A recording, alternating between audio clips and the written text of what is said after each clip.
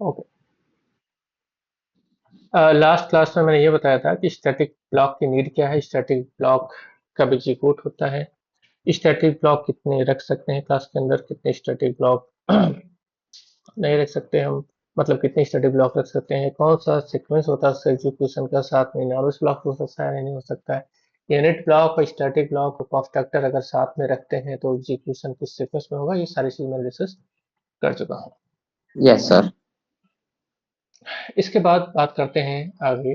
अब static block भी हो गया हमारा, जिसमें हम ये समझ गए कि क्या पुट होगा। इनिट ब्लॉक भी मैंने बता दिया, इनॉर्मस ब्लॉक। तो इसके लिए आपको पिछला जो मैंने आपको बताया है उसको रिवीजन करना पड़ेगा। इसके बाद मैं आज आगे आपको नया टॉपिक स्टार्ट करूंगा, जिस टॉपिक का नाम है that is totally this keyword. This keyword, what is this keyword, what is need of this keyword, need of this keyword. Okay, need of this keyword. सबसे पहले हमें हर चीज की नीड थोड़ा सा अगर समझ में आएगी ज्यादा अच्छी बात होगी। मैंने सबसे पहले ये बता चुका था कि मैं जो पढ़ाता हूँ यहाँ पर उसके कॉन्सेप्चुअल लर्निंग होती है, not a rote learning. Conceptual learning का मतलब ये होता है कि आपको समझ करके पढ़ना है, समझने के बाद प्रैक्टिस करना है, समझने के बाद ही उसकी नीड समझ में आ जाए, उसकी इंटरनल वर्किंग अगर समझ में आ जाए तो जाके प्रैक्टिकल करना है। That's is conceptual learning. Rote learning होती है जहां पर हम लिख लिख के पढ़ते हैं, लिख लिख के समझते हैं, लिख लिख सॉरी याद कर करके हम उसको लिखते हैं, याद करके हम उसको समझते हैं, याद करके उसको फिर प्रैक्टिकल करते हैं, वो रोट लर्निंग होती है जिसे हम रट्टाफिकेशन बोलते हैं। ठीक है ना, रट्टा मार पढ़ाई वो नहीं करना है। हमें ये समझना है कि एक्चुअल में उसकी जरूरत क्या है, फिर उसकी इंटरनल वर्किंग क्या है। ये समझ में आ जाएगा तो प्रैक्टिकल करेंगे, और दोनों प्रैक्टिकल जब प्रैक्टिकल भी अच्छे समझ में आ जाएगा तब जाकर नोट बनाएंगे। ठीक है, ये होती है कॉन्सेप्चुअल लर्निंग। तो इसी तरीके से हम पढ़ने जा रहे हैं नीड ऑफ दिस वर्ड की जरूरत क्या पड़ी। एक प्रोग्राम लिखता हूँ, इससे यहाँ पर क्लियर हो जाना चाहिए कि नीड की दिस की जरूरत क्या है। ओके, मैं लिख रहा हूं गेट वैल्यू। ओके, और यहाँ पर गेट वैल्यू जो है बहुत लिखा मैंने, इंट एक्स। एक मैंने यहाँ पर कौन सा वेरिएबल लिया, इंस्टांस वेरिएबल ले लिया, instance variable, sorry, instance variable. Okay, और मैं इस इंस्टांस की वैल्यू जो भी मतलब यहाँ आर्गुमेंट में मैंने एक्स ले लिया। और अगर आप ध्यान दीजिए तो सेकंड, इस इंस्टांस वेरिएबल की वैल्यू जो है, यानी कि जो भी यूजर से वैल्यू आने वाली है, जैसे मैंने कुछ में 10 स्टोर किया, तो जो वैल्यू इसमें 10 आने वाली है वो मैं स्टोर करना चाहता हूँ इस एक्स के अंदर। ठीक है, तो मैं इसको ऐसे लिखना चाहता हूँ, यानी एक्स इक्वल टू एक्स। कौन सा एक्स, इट मीन्स ये वाले एक्स की बात ही कर रहा हूँ। ठीक है ना, ऐसे। ठीक है, ओके, मैं लिखता हूँ यहाँ पर एक्स। ठीक है, जो वैल्यू यूजर से आ रही है उसको मैंने एक्स में स्टोर कर लिया। उसके बाद मैंने यहाँ पर public static wide wide main लिखा, और पब्लिक स्टैटिक वार्ड मेन में स्ट्रिंग आरजेस। ओके, यहाँ पर मैंने emp क्लास का ऑब्जेक्ट बनाया है, कुछ भी हो सकता है, कोई जरूरी नहीं है। मैंने emp वैसे ले लिया, जान पहले से क्लास थी मेरे पास, तो मैंने यहाँ पर emp नाम से क्लास बना ली। और मैं अब इसको emp dot get value. Okay, और वैल्यू में यहाँ पास कर रहा हूँ 10। उसके बाद ये 10 जब पास करूंगा तो वहां से कोई वैल्यू हमारे पास, अच्छा, तो हमने यहाँ पर प्रिंट नहीं किया है अभी, हमने केवल वैल्यू को गेट किया हुआ है। ठीक है ना, अब मैं इस वैल्यू को शो करना चाहता हूँ, यानी कि उसमें जब वैल्यू आ गई तो वाइड शो नाम का एक मेथड बना रहा हूँ। और क्योंकि देखो, यूजर से मैंने वैल्यू ली, वैल्यू लेने के बाद ये वैल्यू कहाँ आई हमारे पास, इस एक्स नाम के वेरिएबल के अंदर। और इस एक्स की वैल्यू जो एक्स में यहाँ पर स्टोर हो रही है यहाँ पर आई। अब ये इसको मैंने कहा स्टोर कर लिया, इस इंस्टांस वेरिएबल जिसको ग्लोबल कहा जाता है एक प्रकार का, है ना। जावा में ग्लोबल वेरिएबल नहीं होते, अब इसको लेटर। ठीक है, ये वैल्यू यहाँ पर, अब मैं इसकी वैल्यू अगर वहां पर वैल्यू स्टोर हो गई तो मैं इसको प्रिंट कर सकता हूँ यहाँ पर, बड़े आसानी से प्रिंट कर सकता हूँ यहाँ पर। ठीक है ना, तो मैं लिख दूंगा यहाँ पर एसओपी, और एसओपी के अंदर एफ, दैट्स इट।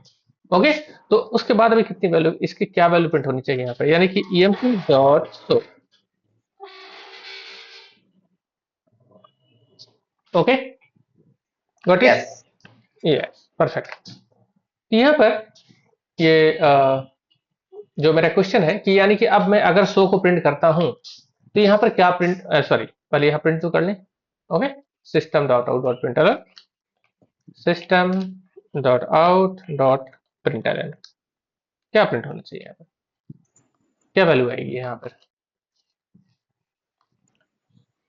यहाँ पर 10 20 30 0 एरर क्या प्रिंट होना चाहिए यहाँ पर? क्योंकि वो जो यूजर वाली वैल्यू आ रही थी वो वैल्यू मैंने यहाँ से स्टोर कर दिया, मतलब वो वैल्यू यूजर से लिया और शो मेथड के अंदर प्रिंट कर दिया। अब शो मेथड के अंदर प्रिंट करूंगा तो जो वैल्यू यूजर से लेके आया था, ये 10 वाली वैल्यू देखो, 10 ये वैल्यू लेके आया था इसके अंदर।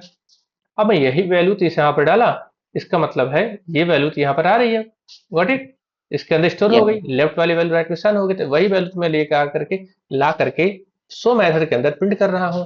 तो प्रिंट कर रहा हूँ, क्या प्रिंट होना चाहिए यहाँ पर, क्या आउटपुट आना चाहिए है, क्या प्रिंट होना जीरो चाहिए? आएगा, हम्म, जीरो आएगा सर इसमें तो, जीरो। या ओके या तो जीरो आएगा या एरर आएगी।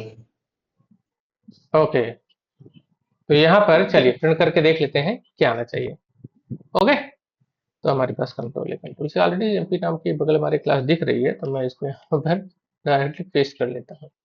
ओ क्या हुआ, कंट्रोल जेड, क्या हुआ, ओहो वो पूरा प्रिंट हो गया, control C, control A, control B. Okay, अरे यार, इसको रन करके देखते हैं।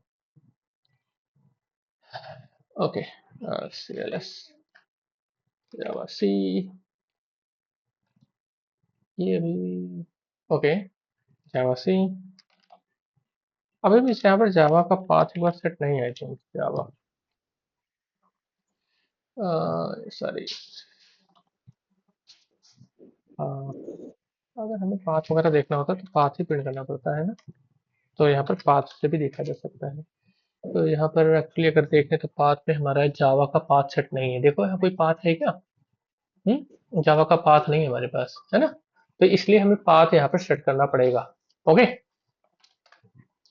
Set path is equal to, मैं इसको फिक्स कर दूंगा परमानेंट पाथ करके, क्योंकि बार बार ये प्रोग्राम फाइल्स अंदर जावा के अंदर जेडीके के अंदर बिन। ओके, और यहाँ पर आप देखें जावा का वर्जन क्या प्रिंट हुआ, 17, परफेक्ट। जावा से अब जावा नहीं करना, डायरेक्ट जावा कर दो, क्योंकि जावा 17 के अंदर कंपाइल और रन दोनों एक साथ हो सकता है। Okay, this is the best example of Java inter print. Okay, और रन के यहाँ पर जीरो आया, क्यों जीरो आया, चलो देखते हैं, यही इसकी एक नीड बनेगी।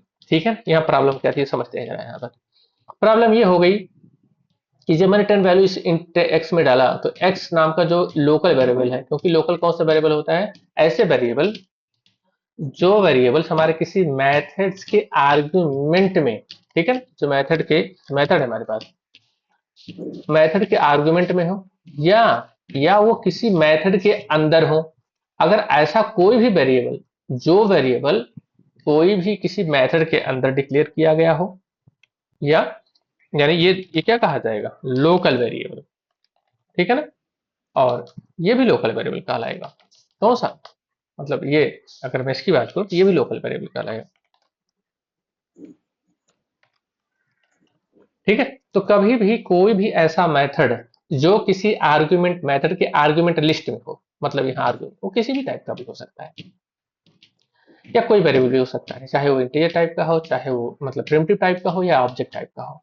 और अगर वो कभी कोई ऐसा वेरिएबल जो किसी क्या नाम है हमारे इस कड़ी बेसिस के अंदर हो, वो वेरिएबल भी लोकल माना जाता है। ठीक है ना, तो लोकल वेरिएबल यहाँ पर जो लोकल वेरिएबल है, और यहाँ पर हमने एक वेरिएबल जो बाहर बना रखा है वो इंस्टांस वेरिएबल, वो भी इसी सेम नाम से बना लिया। तो जब सेम नाम से बना लिया तो यहाँ पे प्रॉब्लम ही क्या आई कि इस ब्लॉक के अंदर, ये जो ब्लॉक है, इस ब्लॉक के अंदर जब एक्स नाम से कुछ बुलाया गया, क्योंकि हमने देखो एक्स एक्स दो बार लिखा हुआ है, तो इस ब्लॉक के अंदर इस ब्लॉक ने कहा कि अगर एक्स नाम से यहाँ कुछ भी यूज करोगे तो बाई डिफॉल्ट प्रेफरेंस जो मिलने वाली है लोकल वेरिएबल को मिलने वाली है। यानी कि अगर एक्स, अब मैं यहाँ पर क्वेश्चन आपको थोड़ी स्टोरी सुनाता हूँ, है ना, कैसे, जैसे मान लो दो लोग हैं, वो दोनों बंदे एक रूम के अंदर बैठे हुए हैं, है ना, दो लोग हैं, दोनों एक रूम के अंदर बैठे हुए हैं, गाड़ी में बैठ, और दोनों का नाम राम है। ओके, राम है, और पापा ने बुलाया राम, तो बताओ कौन सा राम आएगा? सॉरी, 1 सेकेंड, थोड़ा सा इसको चेंज करता हूँ। दो राम है, एक राम आपके पाप मतलब रूम के अंदर बैठा हुआ है, और एक राम पड़ोस में रहता है ना, पड़ोस में रहता है, मतलब पड़ोसी घर में रहता है। और तो अब यहाँ पर लेकिन पापा भी, आपके फादर बैठे हुए, अपने फादर ने कहा कि भाई राम, और राम आपका नाम है, ओके। तो राम, जब पापा, ये रूम है, रूम यानी इस रूम के अंदर राम नाम है, ठीक है। तो पापा ने बोला राम, तो कौन सा राम आएगा? अब बताओ मुझे, राम दो तीन आपके पड़ोस वाले भी रहते हैं, है ना, पड़ोस में भी आपके पास राम है, ओके। तो कौन से राम आएगा, है ना? पहले ये जो पड़ोस वाले हैं, ये आपके रूम के अंदर है, वो कौन सा राम आएगा जो आपके रूम के अंदर है ना? तो यहाँ पर ये रूम का मतलब क्या कहा मैंने, ये लोकल वेरिएबल, यानी एक्स अगर कहा जा रहा है तो जो लोकल होगा, यानी जो आर्गुमेंट लिस्ट में है, या जो हमारे कर्ली ब्रेसेस के अंदर, अगर मैं कहूँ तो कुछ इस तरीके से होता है, कुछ इसकी बाउंड्री ऐसे, ये this is the boundary, this is the boundary, ये बाउंड्री के अंदर लोकल हो जाते हैं। तो इसमें जो भी आपने डिफाइन करोगे, यानी आर्गुमेंट, और उसके अंदर अगर कोई एक ऐसा नाम यूज कर रहे हो जो अगर उसी नाम से कोई बाहर भी है वेरिएबल, जैसे ये बाहर वाला, ये वेरिएबल है, तो ये बाहर वाले वेरिएबल को प्रेफरेंस नहीं मिलेगी, वो अपने लोकल वेरिएबल के अंदर ही वैल्यू निशान कर देगा। यानी कहने का मतलब है कि इस लोकल वेरिएबल के अंदर अगर मैं बातें करूं, तो ये जो अपने ही लोकल वेरिएबल के अंदर अपना ही एक्स और अपने अपने लोकल वेरिएबल में वैल्यू डाल दी, मतलब इस वाले को कोई प्रेफरेंस नहीं मिला। क्यों नहीं मिला? क्योंकि एक्स जो है लोकल वेरिएबल है, देखो। और जब यहाँ एक्स नाम से कुछ भी यूज करोगे तो प्रेफरेंस लोकल को मिलती है। लोकल मीन्स इस करली ब्रेसेस के अंदर, ऐसे ऐसे, ये मान लो बाउंड्री बना रहा हूं, है ना, इसके अंदर, ये बाहर नहीं जाएगा। अगर इस नाम से एक्स यहाँ कुछ है तो पहले एक्स यहाँ ढूंढेगा, अगर यहाँ एक्स मिल गया तो अपने इस एक्स में वैल्यू डाल देगा, बाहर नहीं करेगा कुछ, नो, नेवर एवर, ठीक है। तो यहाँ पर मुझे क्या करना है, हमें तो पड़ोसी वाले को बुलाना है ना, हमें तो पड़ोसी वाले को बुलाना है। हमारे पास दो राम है, एक तो अपने घर में रहता है, एक छोटा भाई है, और एक पड़ोस में है। तो पड़ोस वाले राम को कैसे बुलाएं? यानी कि अगर मुझे इस इंस्टांस वेरिएबल की वैल्यू को कॉल करना है तो हाउ विल कॉल इट, कैसे उसको बुलाया जाए, बताओ, इस कैसे लगा बुलाएंगे? के, हैं? इस लगा के, नहीं, मैं रियल दिस लाइफ की पे। कहानी बता रहा हूँ, प्रोग्राम तो बाद में आया था। प्रोग्राम तो कंप्यूटर बनने के बहुत बाद आया, मतलब ये सॉरी, रियल लाइफ, पहले रियल लाइफ आया फिर कंप्यूटर आई, ठीक है ना, ये कॉन्सेप्ट। तो मैं अगर रियल लाइफ की बात करूँ तो रियल लाइफ में कैसे बुलाएंगे, क्योंकि राम तो हमारे पास दो है, ठीक है ना, एक राम हमारे पास है, ठीक है, और एक राम पड़ोस में है। तो अब पापा कैसे बुलाएं कि पड़ोस वाला आए, या तुम कैसे बुलाओगे कि पड़ोस वाला राम आ जाए? बुलाना होगा उसको पड़ोस विद द नेम ऑफ, पड़ोस में जाके ही बोलेंगे, वहां पे पड़ोस में राम। जाके बोलेंगे, वाह परफेक्ट। तो पड़ोस में जाकर नहीं बोलना है, हमें कैसे करना है इसको? अब ये फादर, अब आपके घर में बैठे हुए हैं, पड़ोस वाला राम है, तो उसको कैसे बुलाया जाए? वहां पर बुलाएंगे जैसे यहाँ फादर, फादर यहाँ पर इसके पापा का नाम है सत्यनारायण, है ना, या सीताराम। तो राम सनाफ सीताराम, ठीक है, ये तो यहाँ बुलाना नहीं है, यहाँ आप बुलाएंगे तो अब इसके पिताजी का नाम सीताराम मान लो, तो बुलाएंगे राम सनाफ सीताराम, ओके। तो राम सनाफ सीताराम, इसके पिताजी का नाम सीताराम है, तो कौन आएगा? ये तुम्हारे बगल बैठा हुआ वाला राम आएगा, या ये जो पास पड़ोस में रहता है जिसके पापा का नाम सीताराम है, वो राम आएगा जिसके पापा का नाम सीताराम है। सीताराम। तो इसलिए लगाना पड़ेगा, तो इसलिए हमेशा ऐसा ही होता है, जब क्लास में भी दो बच्चे एक साथ पढ़ते हैं और दोनों का नाम राम होता है तो उनको किस नाम से डिफ्रेंशिएट किया जाता है? ऐसे, जो बच्चा राम जिसके पापा का नाम सिया राम है और एक पापा का नाम सीता राम है, तो सिया राम, है ना, राम सनाफ सिया राम, राम सनाफ सीताराम। समझ में, समझ में आया? Yes sir. ओके। तो दिस इज द डिफरेंस। तो इसलिए हमें अब ये बताना पड़ेगा ये कौन सा वेरिएबल है, क्योंकि लोकल के लिए तो हमें यहाँ कुछ लगाना नहीं पड़ेगा, प्रेफरेंस लोकल को मिलेगी। अब मुझे लेकिन बुलाना इसको है, अगर मुझे इसको बुलाना है तो ये पता करना पड़ेगा ये किस टाइप का वेरिएबल है और किसका पार्ट है। मतलब वेरिएबल है तो इंस्टांस, और इंस्टांस पार्ट होता है किसका, ऑब्जेक्ट का। तो मुझे कुछ ऑब्जेक्ट वाली वैल्यू को हमें यहाँ पर एक्सेस करना पड़ेगा, लगाना पड़ेगा, ठीक है ना। इसलिए हमें यहाँ दिस की जरूरत पड़ी, द फर्स्ट यूज, ओके। तो यहाँ पर हमें दिस का यूज करना पड़ता है, और कैसे करना पड़ता है इसको मैं डिस्कस करता हूँ। तो दिस कहता है कि अगर मुझे बुलाना है, ठीक है, दिस कहता है कि मुझे बुलाना है, तो this is nothing, this is this this keyword contains, ऐसे लिखो, contains, contains the current current class object reference, सीधे बात, ओके। करंट क्लास के ऑब्जेक्ट का रेफरेंस रखता है, जिसका नीड मैंने आपको बताया था, बताऊंगा, समझ में आ जाएगा, वो पर्टिकुलर क्लियर हो जाएगा वो, ठीक है। इसका मतलब क्या था कि मेरे पास दो ऑब्जेक्ट हैं, द फर्स्ट ऑब्जेक्ट, एक ऑब्जेक्ट मेरे पास और है, मेरे पास दो ऑब्जेक्ट हैं दिस, ओके। और मैंने फर्स्ट ऑब्जेक्ट बनाया, ऑब्जेक्ट ओबीजे से ऑब्जेक्ट, जैसे मैंने सॉरी यहाँ पर this is the reference ID suppose that और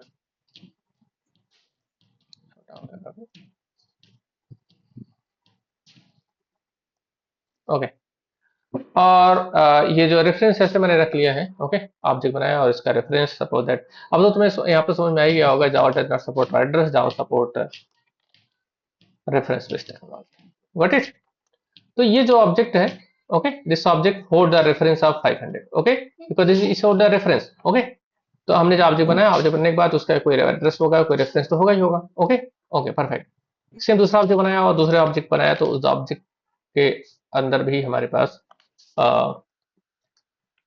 ऑब्जेक्ट और 600 सॉरी ये इसके रेफरेंसेस है okay Java support reference Java does not support address तो इसके अंदर अब यहाँ पर है क्या यहाँ पर जो भी वेरिएबल है इसके अंदर सारे एंटर होंगे क्या क्या होंगे इसके अंदर डेटा मेंबर होगा डेटा मेंबर होगा डेटा मेंबर मतलब वेरिएबल्स ओके मेथड्स होंगे ओके और कॉन्स्ट्रक्टर होगा ऑब्जेक्ट बनाएंगे तो ये सारी चीजें एक साथ आ जाती है हमारे पास ध्यान देना चाहे वो हम एक ऑब्जेक्ट हो चाहे हो जब जब ऑब्जेक्ट बनाएंगे हमेशा तो ऑब्जेक्ट के अंदर चीजें आएंगी तो होता क्या है कि जैसे ऑब्जेक्ट आप बनाते हैं ऑब्जेक्ट बनने के बाद जो ऑब्जेक्ट बना है ठीक है इसका जो रेफरेंस है सेम रेफरेंस ये हमारे ऑब्जेक्ट के अंदर ऑटोमेटिक बनने के बाद ध्यान देना है ना बनने से पहले नहीं होता बनने के बाद सेम इसी करंट क्लास का ऑब्जेक्ट करंट मतलब जो भी बना है सेम उसी का रेफरेंस हमारे दिस के अंदर आ जाएगा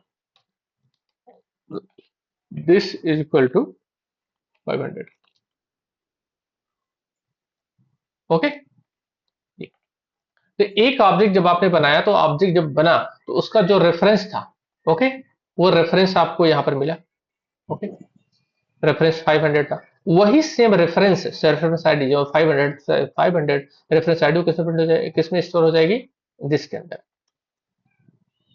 व्हाट इट सेम ऐसे दूसरा पर्टिकुलर यहाँ पर this this is equal to 600 तो दिस क्या है दिस हमारे पास जो करंट क्लास का ऑब्जेक्ट है हमारे पास जो ऑब्जेक्ट बना हुआ जो हमने ऑब्जेक्ट बनाया है अभी या जो तो उसी ऑब्जेक्ट का रेफरेंस दिस में भी होता है यानी कि जो काम आप ऑब्जेक्ट से कर सकते हो वो काम आप दिस से भी कर सकते हो है हाँ यस परफेक्ट ऑब्जेक्ट से अगर आप किसी मेंबर मेथड कंस्ट्रक्टर को कॉल कर सकते हैं तो दिस से भी ये कॉल किया जा सकता है वैसे ऑब्जेक्ट से कभी कंस्ट्रक्टर कॉल नहीं होता ओके पर आप जो जो क्योंकि रेफरेंस देखो ऑब्जेक्ट के पास भी रेफरेंस है जिसके पास भी रेफरेंस है तो अगर ऑब्जेक्ट से जो जो चीजें पॉइंट कर पा रहे हो जैसे आप डेटा इंस्टांस डेटा मेंबर है इंस्टांस मेथड है तो ये चीजें आपके दिस से भी पॉसिबल हो सकता है दिस से भी आप किसी इंस्टांस मेंबर को कॉल सकते हो इंस्टांस मेथड को कॉल कर सकते हो कंस्ट्रक्टर को भी कॉल कर सकते हो दिस से ठीक है तो यही है इससे डिफरेंस अब मान लो अगर मेरे पास दो ऑब्जेक्ट है अब मैंने यहाँ पर कोई नेम है मेरे पास नेम इक्वल टू यहाँ पर लिया मैंने जावा हब अब ये जावा हब हमारे पास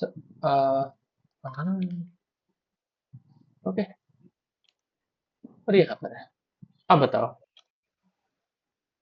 जब ये दिस से अगर ये दिस है ये जो दिस है अगर इस दिस से हम नेम को कॉल करेंगे तो कौन सा दिस प्रिंट कौन सा नाम नेम प्रिंट होगा फर्स्ट वाले ऑब्जेक्ट का नेम प्रिंट होगा सेकंड वाले ऑब्जेक्ट का नेम प्रिंट होगा फर्स्ट वाले का प्रिंट होगा और यहाँ पर दोनों दिस सेम है अलग है अगर हम दो ऑब्जेक्ट बनाएंगे तो दोनों का दिस अलग होगा ऐसा नहीं होगा कि दूसरा है ना इसका दिस अलग है इसको क्यों कंफ्यूजन हो जाता नहीं करंट क्लास का ऑब्जेक्ट का पूरा रेफरेंस सारे मेथड मेंबर्स जो इंस्टांस मेथड्स हैं इंस्टांस मेथड है वो सारे आपके दिस से रिप्रेजेंट हो जाएंगे ठीक है Yes, तो sir. चलो तो दिस इज अभी प्रिंट करके भी दिखाएंगे रेफरेंस आईडी गेट वैल्यू यहाँ पर हमने किया था तो अब इसको हम यहाँ पर कैसे डिफरेंशिएट करें पहले तो यहाँ पर एक सबसे अच्छा एडवांटेज ये है कि आप पर्टिकुलर अब कैसे ये बताएंगे पर्टिकुलर ये हमारे तो हमारे इस करंट क्लास का ऑब्जेक्ट ये जो हमारे करंट क्लास का ऑब्जेक्ट है अब ये कहता है अब मुझे अगर बुलाना है तो मेरे ऑब्जेक्ट को यहाँ लेके जाओ ये वाला ऑब्जेक्ट ये देखो ये वाला जो ऑब्जेक्ट है कौन सा ऑब्जेक्ट ये भाई इसी ऑब्जेक्ट का रेफरेंस आपने दिस पे रखा है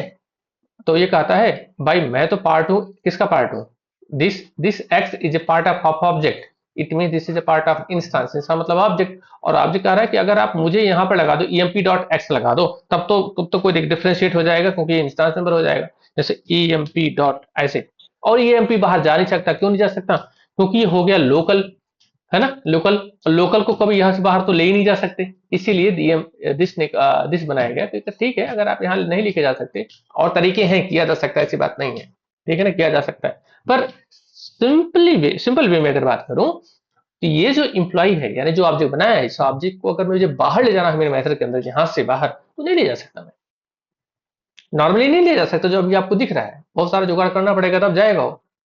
तो अगर मुझे इसका रेफरेंस बाहर चाहिए, जिससे मैं ये रिप्रेजेंट कर सकूं कि एक्स जो वेरिएबल है ये ऑब्जेक्ट टाइप का है, मतलब ऑब्जेक्ट, ये इंस्टांस टाइप का मेमोरी, क्योंकि अगर मैं ऑब्जेक्ट का नाम लगाऊंगा तो इंस्टांस यहाँ पर कॉल हो जाएगा। तो इसलिए अपने करंट ऑब्जेक्ट का रेफरेंस उसने कहा कि अगर मैं यहाँ से नहीं जा सकता, तो मैं अपना रेफरेंस आपको दे देता हूँ, दिस में रख देता हूँ, दिस मतलब करंट। ओके, इसलिए इसने दिया कि ये काम जो इससे उससे, जैसे आपने देखो कभी कभी होता है ज्वाइंट अकाउंट ओपन करवा देते हैं, और मोस्टली लोग ऐसा आजकल करते भी हैं, पहले भी करते थे, आई थिंक जो बहुत लोग होशियार थे, आजकल तो ज्यादा लोग करते हैं, ज्वाइंट अकाउंट ओपन करवा देते हैं, पापा का, मम्मी का, भाई का। तो वो प्रिविलेज आपके पास भी सेम होता है कि आप भी अगर सेम अकाउंट से भी आप, दोनों का अकाउंट नंबर सेम ही होता है, ऐसा नहीं कि आप पर्टिकुलर ज्वाइंट अकाउंट का मतलब ये होगा दोनों ऑब्जेक्ट यानी दोनों यूजर्स के अकाउंट नंबर सेम होंगे, तुम भी डिपॉजिट और विड्रॉ कर सकते हो, तो और आप फादर भी कर सकते हैं, मदर भी कर सकते हैं, ठीक है ना। तो इसलिए यहाँ पर भी ऐसे सेम किया गया है कि ईएमपी जो ऑब्जेक्ट है वो सेम ऑब्जेक्ट का रेफरेंस आपको दिस में दिया हुआ है कि ईएमपी अगर नहीं जा सकता तो ये बाहर जा सकता है, इससे आप वो काम कर सकते हो जो आप ईएमपी से करना चाह रहे थे। ठीक है, तो मैं करना क्या चाह रहा था, मैं जान बताना चाह रहा था कि भाई जो एक्स है वो इंस्टांस है और ये वाला एक्स लोकल है। अगर मैं यहाँ कुछ नहीं लिखूंगा तो परफेक्ट लोकल को मिलेगी, और अगर मैंने यहाँ पर ऑब्जेक्ट का नाम लगा दिया तो ऑब्जेक्ट के अंदर कौन होगा, इंस्टांस होगा, तो ये ऑटोमेटिक इंस्टांस वेरिएबल माना जाएगा। इसलिए अब यहाँ पर दोनों डिफ्रेंशिएशन हो गया, डिफ्रेंशिएट हो गया, क्या होगा, डिफ्रेंशिएट ये हुआ कि this is a local, this is an instance, अब लोकल की वैल्यू इंस्टांस में आ जाएगी, है ना, कोई दिक्कत नहीं, अब फर्स्ट क्लास वैल्यू प्रिंट कर लो, इसमें कोई दिक्कत नहीं। बट इट, इसमें एक क्वेश्चन है मेरा, हम्म जैसे सर ये वाला कोड है ना, करंट कोड बिना दिस हम्म लगाए हुए, हम्म इसी ब्लॉक में हम एक्स को प्रिंट करेंगे तब 10 प्रिंट होगा क्या? बिल्कुल प्रिंट होगा, बिल्कुल प्रिंट होगा, अगर उस ब्लॉक के अंदर प्रिंट करेंगे तो 101% प्रिंट होगा। अगर मैं यहाँ इसी ब्लॉक पर, के अंदर अपन लिखेंगे और नीचे यस, मेथड सॉल्व बिल्कुल करने बिल्कुल प्रिंट होगा, 100% प्रिंट होगा, तो उस ब्लॉक के अंदर तो प्रिंट होगा ही होगा, ठीक है ना? मैं यहाँ से प्रिंट भी करता यस। हूँ, यस, क्यों नहीं प्रिंट होगा। लेकिन ये, अब क्वेश्चन क्या है समझे नहीं यहाँ पर, ये जो एक्स है वो किस टाइप के वेरिएबल है बताओ जरा, लोकल है, व्हाट इट, कौन सा नो। वेरिएबल है, लोकल है। और लोकल वेरिएबल की वैल्यू को कभी यहां से बाहर एक्सेस नहीं किया जा सकता, यहां पर जो तुम्हें करना है कर लो, प्रिंट कर लो, लेकिन आप इससे बाहर अगर ले जाने की कोशिश करोगे तो एरर आएगी, ये पॉसिबल ही नहीं, है ही नहीं, आप इसको बाहर नहीं ला सकते। अगर लाते तो दिक्कत कोई नहीं आती। अगर आप, तुम जब सोचे कि हुआ क्या, आपने सोचा इस एक्स की वैल्यू मैं बाहर लेके आ रहा हूं, नहीं नहीं नहीं नहीं, नहीं होगा ये पॉसिबल। तो एक्स ये एक्चुअली क्या था, लोकल था, ठीक है। तो इस एक्स की वैल्यू बाहर आएगी नहीं, तो कौन सा लो एक्स आएगा, बाहर वाला, ये बाहर वाला, इस वजह से वैल्यू प्रिंट हो जाती है इसकी जीरो। बट दिस इट, की यूज को हम अवॉइड भी कर सकते हैं, यहाँ पे पैरामीटर नेम डिफरेंट लेके। Parameter correct. अब यहाँ पर भी क्वेश्चन है कि सेम नाम से क्यों रखा। ओके, ये भी थोड़ा सा मैं डिफरेंशिएट कर देता हूँ, ठीक है। जैसे देखो लोकल वेरिएबल यानी मेथड के अंदर अगर गेट वैल्यू के अंदर जो लोकल है वो यहाँ पर प्रिंट हो रहा है, ओके, यस। ठीक है, यहाँ पर प्रिंट हो रहा है। अब मैं थोड़ा सा डिफरेंशिएट कर देता हूँ ऐसा क्यों लेते हैं लोग, ठीक है ना, चलो। और मैं थोड़ा सा यहाँ पर सैलरी, थोड़ा सा और डिफरेंशिएट कर देता हूँ, सैलरी, यहाँ पर एक वेरिएबल लिया और वेरिएबल का नाम मैंने लिया सैलरी, जानबूझ करके लिया, क्यों लिया, जिससे ये पता चले कि मैं सैलरी की वैल्यू यहाँ पर सैलरी, अच्छा देखो, तो मैंने लिखा एंट और सैलरी, इससे क्या पता चल रहा है, एक क्लियर मैसेज है ना कि मतलब यूजर से कुछ सैलरी, मतलब इंटीजर किस टाइप की सैलरी, सैलरी मतलब सैलरी, तो वेरिएबल का नाम क्या है, सैलरी, ओके। तो अब यहाँ पर मैंने यहाँ पर 10,000 डालने की कोशिश की, ठीक है ना, 10,000। अब जरा ध्यान देना, यहाँ पर ये 10,000 हमने इस सैलरी के अंदर स्टोर किया और जानबूझ के नाम सैलरी लिया और एक मीनिंगफुल नेम लिया, ठीक है ना। और क्यों, हम एस भी ले सकते हैं, सैल भी ले सकते हैं, कुछ भी ले सकते थे, ठीक है ना। सैलरी, सैलरी नाम का वेरिएबल यहाँ पर फिक्स इसलिए लिया जिससे समझ में आए कि यूजर की वैल्यू हम सैलरी में स्टोर कर रहे हैं, ओके, तो ये ले लिया। अब इसके बाद, अब ये तो लोकल वेरिएबल है, इस लोकल वेरिएबल की वैल्यू को, लोकल वेरिएबल की वैल्यू को मैं बाहर ग्लोबल सैलरी में स्टोर करना चाह रहा था, इसको भी सेम नाम से क्यों लिया, क्यों लिया? क्योंकि मैं चाहता था जो यूजरशिप वैल्यू मैं सैलरी में रखा हूं, सेम यही सैलरी की वैल्यू को मैं इस बाहर वाले वेरिएबल में स्टोर कर लूं, ऐसे इसमें, ठीक है ना, इसमें स्टोर करना चाह रहा था। अगर अलग अलग नाम रखेंगे थोड़ा सा बार बार कंफ्यूजन होगा, यूजर सैलरी, यू सैलरी, ये सैलरी, वो सैलरी, इसलिए उसने कहा सैलरी की वैल्यू सैलरी में है है ना, अच्छी बात। सैलरी वेरिएबल की वैल्यू सैलरी के अंदर रख लिया मैंने, यानी जो यूएस वैल्यू इस लोकल वेरिएबल के अंदर आई उसको ग्लोबल वाले में स्टोर कर लिया। क्या दिक्कत है? इससे आसानी समझ में भी आ जाएगा, सैलरी की वैल्यू सैलरी में आ रही है। हम्म। यस, सही है। है? कहाँ लिखा है जरा बुक के अंदर कोई बताए, है ना? हाँ, केवल लोकल ग्लोबल से नहीं, यस मैं बता देता हूँ, this is increase the readability, है ना, इससे जो रीडेबिलिटी बढ़ जाती है बहुत आसानी से, बहुत ज्यादा बढ़ा। अदरवाइज कोई जरूरी नहीं है आप किसी नाम से अगर यहाँ पर इसे आप पी वेरिएबल ले लो, यहाँ पर पी ले लो, तो इसकी जरूरत थोड़ा ना है, जिसकी जरूरत ही नहीं है। जिसकी जरूरत क्यों पड़ी? जिसकी जरूरत इसलिए पड़ी कि आपको अब सैलरी नाम के वेरिएबल को सैलरी में रखे तो ज्यादा अच्छी बात है। अब नहीं तो यहाँ पी सैलरी, यहाँ टी सैलरी, तो डिफरेंट वेरिएबल्स होंगे, कंफ्यूजन बढ़ेगा, नंबर्स ऑफ वेरिएबल, बड़ी प्रॉब्लम। तो इस वजह से डेवलपर्स को ये एक डेवलपर्स ऐसा ही बेस्ट प्रैक्टिस के लिए करते हैं कि जो जिस टाइप की हमारे पास वैल्यू आ रही है उसको, मतलब अगर सैलरी आ रही है तो सैलरी को सैलरी में रखें, है ना, नेम को नेम में रखें, एड्रेस को एड्रेस में रखें, सिटी को सिटी में रखें, तो ज्यादा अच्छा होगा, समझ में भी आएगा। 75 वेरिएबल हमें मेंटेन करने की जरूरत नहीं पड़ेगी। ठीक है, तो इसीलिए यहाँ पर ऐसा किया जाता है फॉर बेस्ट प्रैक्टिस। अदरवाइज की जरूरत ही नहीं थी ऐसे। अदरवाइज जब भी अगर आपको ना, अगर पर्टिकुलर यहाँ कोई वेरिएबल ले लो तो यहाँ इसकी जरूरत ही नहीं पड़ेगी। वट इट, मैंने एक छोटा सा एग्जाम्पल बताया, प्रैक्टिकल एग्जाम्पल। ठीक है, तो यहाँ दिस लगा लिया, बात आई समझ में? Yes sir. Yes, perfect. और इसको वैल्यू हम यहाँ प्रिंट कर ही सकते हैं।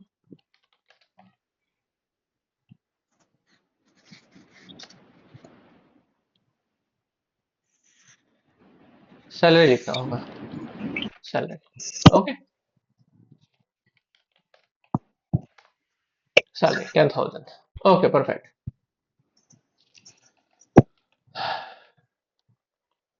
ओके, अब हमें क्या करना है इसको, हमने यहाँ पर एक फर्स्ट एग्जांपल देख लिया कि अब यहाँ पर प्रॉब्लम क्या थी, किस वजह से यहाँ पर इन्होंने दिस दिया। पहले जो एक छोटा सा जो नीड थी कि अगर हमारे पास लोकल वेरिएबल, जो ये लोकल वेरिएबल है, अगर उस लोकल वेरिएबल का नाम भी सेम है और ग्लोबल वेरिएबल का नाम भी लोकल, ग्लोबल मतलब ग्लोबल तो नहीं कहते हैं इसे, इंस्टांस वेरिएबल कहते हैं। ठीक है ना, आगे मैं बताऊंगा कि जावा में ग्लोबल वेरिएबल क्यों नहीं होते। ठीक है ना, सैलरी ये जो लोकल वेरिएबल है, और अगर इंस्टांस वेरिएबल दोनों का नाम सेम है, तो दोनों में डिफरेंशिएट करने के लिए कि इंस्टांस वेरिएबल कौन सा है और लोकल वेरिएबल कौन सा है, यानी कि इंस्टांस वेरिएबल को डिफरेंशिएट करने के लिए इंस्टांस वेरिएबल के नेम के साथ दिस लगाते हैं। तो अगर जब दिस लगाएंगे तो इसका मतलब ये वेरिएबल कौन सा माना जाएगा? इंस्टांस, अदरवाइज लोकल, क्योंकि प्रेफरेंस लोकल को मिलेगी। ठीक है, तो दिस, है ना, तो when yes. We use this keyword, the first use the first one, use number one. Okay, if local and instance variable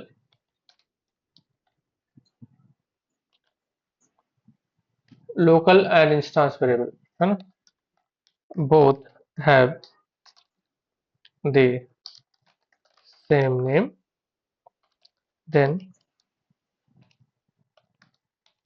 we need to differentiate the local and instance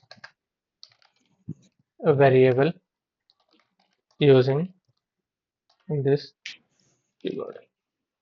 ठीक है ना, if local and instance variable both have the same name, got it, same name, then we need yes. to differentiate the local variable, मतलब थोड़ा सा उसमें this लगाना होगा, local and instance variable in using this keyword, है ना, as above example, जैसे कि मैंने यहाँ पर ऊपर आपको बताया है। ओके, और यस। ये इस वाले एग्जाम्पल में भी यहाँ पर सैलरी नाम का वेरिएबल इंस्टांस है, ये सैलरी नाम का वेरिएबल यहाँ पर आर्गुमेंट के अंदर लोकल है, तो लोकल वेरिएबल की वैल्यू को इंस्टांस में अगर रखना है तो यहाँ पर इसे दिस लगाना होगा। अगर आप दिस लगा दोगे तो ये अब इंस्टांस यानी बाहर वाला वेरिएबल माना जाएगा, और यहाँ नहीं लगाए थे लोकल वाला माना जाएगा। अब इसकी वैल्यू को आप बाहर कहीं भी यूज कर सकते हो। सेम यही रूल हमारे पास कंस्ट्रक्टर के लिए भी एप्लीकेबल होता है। ओके, कंस्ट्रक्टर के लिए अगर मेरे पास क्लास में कंस्ट्रक्टर है, ठीक है, कंस्ट्रक्टर ईएमपी, ओके, ईएमपी, और अगर वो स्कैम वेरिएबल रहे तो दिस डॉट सैलरी करके वैसे वाला। ईएमपी, यस, यहाँ पर सेम मैंने यहाँ पर कंस्ट्रक्टर, अगर इसको दिस नहीं लगाएंगे, मान लो अगर मैंने नहीं लगाया यहाँ पर, ठीक है, अब की बार तो मुझे यहाँ पर कोई लिखना नहीं है, तो कंस्ट्रक्टर में यहाँ पर मैंने सपोज दैट 10,000 मैंने यहाँ पर स्टार्ट कर दिया, ठीक है। तो सेम रूल अप्लीकेबल होगा कंस्ट्रक्टर के लिए भी। अभी मैंने दिस नहीं लगाया है, क्या वैल्यू प्रिंट होनी है? जीरो। अब अगर दिस लगाऊंगा तो क्या प्रिंट होगा? 1000। ओके,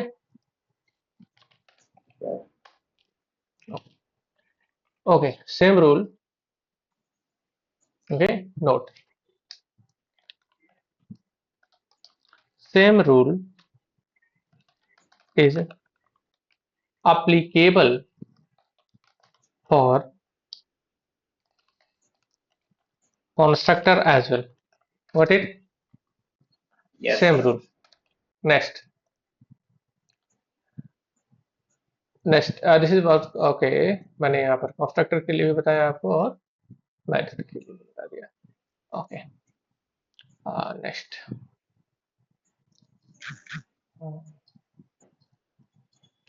मैं यहाँ पर एक छोटा सा और एग्जाम्पल बताना चाहता हूँ कि अभी जैसे कि मैंने यहाँ पर, अगर आपने देखा, जो मैं ये बोल रहा था कि आपका ऑब्जेक्ट है, ऑब्जेक्ट का रेफरेंस आईडी जिसमें भी होता है, इसको प्रिंट करके दिखा देते हैं। ये काफी कंफ्यूजन भी लोगों को ये हो जाता है। तो यहाँ पर चलो, जैसे मेरे पास यहाँ पर, तो अब दिस देखो, मैं बता देता हूँ, दिस जितने भी, एक और रूल है, दिस आपको कहाँ कहाँ अवेलेबल होगा? दिस जहां जितने भी इंस्टांस मेथड है, इनसाइड द इंस्टांस मेथड और कंस्ट्रक्टर, दिस ऑटोमेटिकली अवेलेबल होगा उसके अंदर, है ना। एक थंब रूल मान लो कि अगर ये कौन सा मेथड है, इंस्टांस, क्योंकि स्टार्टिंग इसके अंदर भी दिस अवेलेबल होगा, कंस्ट्रक्टर के अंदर भी होगा, यस, आप लिख सकते हो इसके अंदर भी, यस, ठीक, यहाँ पर भी होगा, यानी ऑब्जेक्ट बनते समय रेफरेंस वहां पर प्रिंट हो जाएगा, आ जाएगा, ठीक है। मैं यहाँ पर लिख देता हूँ कंस्ट्रक्टर, ओके, कंस्ट्रक्टर, और ये क्या है? मेथड, कौन सा मेथड है? सो, Instance. सो मेथड, ओके, सो मेथड। अब यहाँ पर मुझे प्रिंट करना है dot hash code method, okay, dot hash code, hash code से क्या प्रिंट होगा बताओ? ऑब्जेक्ट, जो ऑब्जेक्ट का वो हैश वैल्यू है वो प्रिंट होगी। रेफरेंस की जो हैश वैल्यू बताई थी ना आपने, वो प्रिंट होगी। परफेक्ट, है ना, बिल्कुल बिल्कुल बिल्कुल बिल्कुल प्रिंट होनी चाहिए वही। और मैं मेन मेथड के अंदर यहाँ पर, अब देखो, हर जगह एक जैसी ही वैल्यू यहाँ प्रिंट होनी चाहिए, ठीक है ना। कंस्ट्रक्टर के अंदर भी यही होना, प्रिंट होना चाहिए। कंस्ट्रक्टर में यहाँ पर मैंने डिफॉल्ट बना रखा है, तो यहाँ पर देखो, ये जैसे न्यू ईएमपी करेंगे तो बाय डिफॉल्ट आपका ये डिफॉल्ट कंस्ट्रक्टर कॉल होगा, तो ऑटोमेटिक दिस यहाँ पर से हैश रेफरेंस आईडी प्रिंट हो जाना चाहिए, ओके। उसके बाद मैंने अपने अपने जो करंट हमारे मेन मेथड के अंदर ऑब्जेक्ट, ये रेफरेंस है, मेन मेथड के अंदर आपने रेफरेंस और एमपी नाम का ये रखा है, इसको प्रिंट किया, इसको प्रिंट किया, तो यहाँ पर भी सेम रेफरेंस आईडी प्रिंट होना चाहिए। उसके बाद एमपी डॉट शो लिखा, तो शो से हमारे पास इस क्लास के अंदर जो रेफरेंस, मतलब सेम रेफरेंस आईडी यहाँ पर भी प्रिंट हो जानी चाहिए। चलो, परफेक्ट। आप देखेंगे सेम ही आया, अलग अलग नहीं आया। अगर आपने कंस्ट्रक्टर में भी सेम रेफरेंस मिला, मेन मेथड के अंदर सेम रेफरेंस मिला, और शो मेथड के अंदर भी सेम रेफरेंस मिला, व्हाट इट, तो this is also example, okay. ये एग्जांपल इस तरीके का है कि okay, how to print, how to print the reference id using this keyword, okay, ये मैंने बता दिया। यूज नंबर टू, अब हम यूज किसका बताने जा रहे हैं? Use number two of this keyword, okay, use number two of this keyword. This keyword का दूसरा यूज क्या है? ओके, एक मैंने मेथड बताया, एक कंस्ट्रक्टर बताया, दूसरा यूज क्या है, देखो हमारे पास जो सबसे बेस्ट यूज था वो कि मैंने आपको बता दिया। अब मैं दूसरा यूज बताने जा रहा हूँ, ये रिलेटेड टू कंस्ट्रक्टर बताऊंगा मैं। ठीक है, इसका भी, इसकी भी जरा नीड बताता हूँ आपको। ठीक है, फर्स्ट ऑफ ऑल हमेशा नीड अगर आप पढ़ेंगे ज्यादा समझ में आएगा। नीड ऑफ नीड है ना, तो मैं आपको पहले प्रॉब्लम क्रिएट करता हूँ, ज्यादा समझ में आएगा। क्लास, मेरे पास एम्प्लॉय नाम का एक क्लास है, और इस क्लास के अंदर मैंने यहाँ पर दो कंस्ट्रक्टर बनाए। ये भी एक बनाया, भी एक ही बनाऊंगा, और एक के अंदर मैं यहाँ पर प्रॉब्लम क्रिएट करने जा रहा हूँ।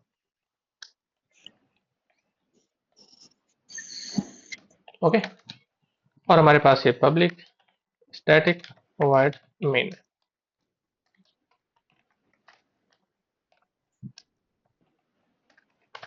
ओके, एक कंस्ट्रक्टर है। ओके, और इस कंस्ट्रक्टर के अंदर मैंने तीन प्रकार का कोड लिखा है। जैसे यहाँ पर मैंने सैलरी सैलरी इनिशियलाइज कर लिया। ठीक है, सैलरी इनिशियलाइज का कोड भी इसी के अंदर लिखा। डेटाबेस इनिशियलाइजेशन का भी कोड इधर लिखा, है ना। फाइल इनिशियलाइजेशन का भी कोड मैंने इधर लिख लिया। तीन प्रकार का कोड मैंने लिख लिया। अब बताओ, अगर मैं जब भी इसमें कोई, अगर मान लो कोई बग मुझे ढूंढना हो, बग मतलब कोई एरर आ गई, कोई बग आ गई, तो अगर मैं इसको जब बग को सर्च यहाँ से सर्च करूंगा, देखूंगा, मॉडिफाई मतलब इसको सर्च करने की कोशिश करूंगा, तो यहाँ पर मुझे बहुत काफी कंफ्यूजन होगा। कंफ्यूजन क्यों होगा? क्योंकि मेरे पास एक ही कंस्ट्रक्टर है, और एक ही कंस्ट्रक्टर के अंदर मैंने तीन प्रकार का कोड लिखा हुआ है। Salary initialization, database initialization, file initialization, तीन प्रकार के कोड है। तो एक हाउस पॉस नहीं हो जाएगा ये, है ना। इसलिए जैसे मान लो एक आपके पास रूम है ना। जैसे आजकल लोग बैचलर लाइफ अपने एक रूम लेते हैं, और उसी के अंदर आपका किचन भी है, उसी में बुक्स भी रखते हो, उसी में कपड़े भी रखते हो, उसी में सारा सामान आपने रखा हो। और मैंने कहा ठीक है, आप अपनी बुक लेके आओ, और आपने सब कुछ हाउस पोस कर रखा है। एक एक रूम के अंदर ही कोई राइट वे में नहीं है, सब वहीं वहीं आपके पास अ, खाने पीने के सामान भी रखा हुआ है, बर्तन रखे हुए हैं, कपड़े रखे हुए हैं, जूते चप्पल लगे सब। अब आपको ढूंढना पड़ा एक पर्टिकुलर, उसमें से एक बुक ढूंढनी पड़ी। तो बुक को ढूंढने में आपको 3 घंटे लग गए। क्यों? क्योंकि अब आपका सारी चीजें एक साथ है, एक ही रूम के अंदर है, टाइम लग जाएगा। सेम इसी तरीके से अगर हमारे पास कोई बग होगा, तो इस बग को ढूंढने में काफी टाइम लगेगा, क्योंकि cell initialization, database initialization, file initialization, और बहुत सारी चीजों का मैंने इनिशियलाइजेशन का कोड एक ही कॉन्स्ट्रक्टर में रखा हुआ है। तो मुझे ऐसा करना चाहिए कि इसको एक कॉन्स्ट्रक्टर में न रख करके, बल्कि इसको एक से ज्यादा कॉन्स्ट्रक्टर में रख लेना चाहिए, दूसरा कॉन्स्ट्रक्टर रख लेना चाहिए। ओके, सेकंड कॉन्स्ट्रक्टर, तीसरा कॉन्स्ट्रक्टर भी रख लेना चाहिए, है ना। दो तीन कॉन्स्ट्रक्टर ज्यादा बेटर होगा, है ना। क्यों? Yeah. क्योंकि एक में सैलरी, दूसरे में डेटाबेस, और तीसरे में file initialization. Right. Perfect. Okay. Yes. अब लेकिन ये कॉन्स्ट्रक्टर सेम हो गए। अब सेम तो हो नहीं सकते हैं ऐसे बिल्कुल एकदम, थोड़ा थोड़ा तो हमें डिफरेंशिएशन करना ही पड़ेगा। तो इसके अंदर मैं यहाँ पर लिख लेता हूँ, स्ट्रिंग डेटाबेस सेम नहीं रख सकते ना। क्यों नहीं रख सकते, पता है ना। थोड़ा सा क्या करना पड़ेगा इसको, ओवर, बोलो, Right. है, Our Lord. Lord. Overload, overload करना पड़ेगा। ठीक है। इंट, अब यहाँ तो अब दो लिखना पड़ेगा, है ना। यहाँ पर सेल स्ट्रिंग टाइप का फाइल इनिशियलाइजेशन, स्ट्रिंग फाइल, है ना, और स्ट्रिंग पाथ। ओके, कुछ ऐसे मैं लिख रहा हूँ, है ना, फाइल नेम, गॉट इट, कुछ ऐसे। अब कोई दिक्कत थोड़ा ना है, मैंने अलग अलग कॉन्स्ट्रक्टर बना लिया। ठीक है। Yes. तो फाइल इनिशियलाइजेशन के लिए यहाँ पर मैंने फाइल का नाम और पाथ दे दिया, उसमें डेटाबेस का नाम ले लिया, डेटाबेस का नाम, है ना, जो भी डेटाबेस का नाम, what ever, URL, database URL, what ever, या डेटाबेस क्रेडेंशियल जो भी है, डेटाबेस क्रेडेंशियल जो भी है ना, क्रेडेंशियल्स, ड्राइवर यूजर नेम, है ना, ड्राइवर का name, user name, password, URL, ये सब इसमें पास करना पड़ेगा। तो अब हमारे पास तीन प्रकार के कंस्ट्रक्टर यहाँ पर मैंने अलग अलग बनाए हैं। एक में सैलरी के लिए, एक में डेटाबेस के लिए, एक में एम्प्लॉय सॉरी फाइल का नेम और पाथ को इनिशियलाइज करने के लिए। लेकिन अब मेरी रिक्वायरमेंट अभी भी है कि मेरे कंस्ट्रक्टर एक ही होगा, लेकिन एक ही कंस्ट्रक्टर, यानी कि जब मैं इसको चलाऊं, इसको, तो इसको चलते ही ये सारे चल जाए, ये भी चल जाए, ये भी चल जाए, दोनों चल जाने चाहिए। दोनों एक साथ चलने चाहिए, अलग अलग नहीं चलाना है, एक साथ चलाना है, एक साथ चलाना है। क्यों? क्योंकि मेरी रिक्वायरमेंट तो ये थी, मुझे कि पर्टिकुलर एक ऑब्जेक्ट बनते समय, एक ही object, only single object create करते समय ये सारे कंस्ट्रक्टर चल जाएं। ऐसा नहीं कि पर्टिकुलर इसको अलग चलाओ, इसको अलग, इसको, नो नो नो नो। ठीक है, एक साथ, क्योंकि इनका तो कोड मैंने बाहर रखा है ना, बाहर तो स्टे रख दिया, जिससे कि ये कैटेगराइज हो जाए। लेकिन शर्त ये है कि साथ में ही चलने चाहिए। तो इस शर्त को, है ना, ये जो इसके साथ एक शर्त है, इस शर्त को कैसे सॉल्व किया जाएगा, using this keyword, using this. तो मैंने बताया नहीं था दिस से Yes. कंस्ट्रक्टर भी कॉल होता है तो दिस, अब पर ये दिस क्या है, this is a name of constructor, मतलब क्लास के नेम से नहीं लिख सकते ऐसे, ईएमपी ऐसे नहीं लिख सकते, है ना, ऐसे बताऊंगा क्यों, क्योंकि अभी बताऊंगा थोड़ी देर बाद, क्योंकि अदरवाइज जो मेथड कॉल हो जाएगा, ठीक है ना, इसलिए यहाँ दिस लिया। तो दिस जो है, अब दिस से ये मतलब कंस्ट्रक्टर कॉल कर रहा है, ये समझो कंस्ट्रक्टर। अब ऐसा कोई कंस्ट्रक्टर है जिसके अंदर कोई आर्गुमेंट ना हो, ये अपने आप को कॉल नहीं करेगा, रिकर्जन हो जाएगा, तो हमें इस वाले को कॉल करना है। तो यहाँ पर स्ट्रिंग टाइप का आर्गुमेंट, यहाँ पर लिख डेटाबेस, है ना, ऐसे लिख दिया माई स्क्यूल, दैट्स इट। तो यानी कि देखा जाए कि जैसे आपने इस कंस्ट्रक्टर को कॉल किया, ओके, कौन से को आपने कॉल किया, इस वाले कंस्ट्रक्टर को, तो इसने अब इसको कॉल किया, इसको, है क्यों जी। Yes. अब मैं इसको कॉल करना चाहता हूँ इसके अंदर, यहाँ पर, इसको कैसे कॉल करोगे, using this, using this, this में क्या पास करना पड़ेगा, फाइल का नेम, है ना, और path. फाइल का नेम, यस, है ना, माई फाइल, है ना, डॉट टीएक्सटी, और कॉमा पाथ, मैं मान लेता हूँ इसका पाथ है डी ड्राइव, है ना, डी ड्राइव, ओके, कुछ ऐसे बात, दैट्स इट, हो गया, ठीक है ना। अब इसको लिख के दिखाता हूँ, यहाँ पर दिस के अंदर, यहाँ पर आपके फाइल का नाम है my file dot TXT, comma यहाँ पर डी ड्राइव के अंदर, है ना, जस्ट डी ड्राइव, ऐसे मैंने पास कर दिया ड्राइव, ओके।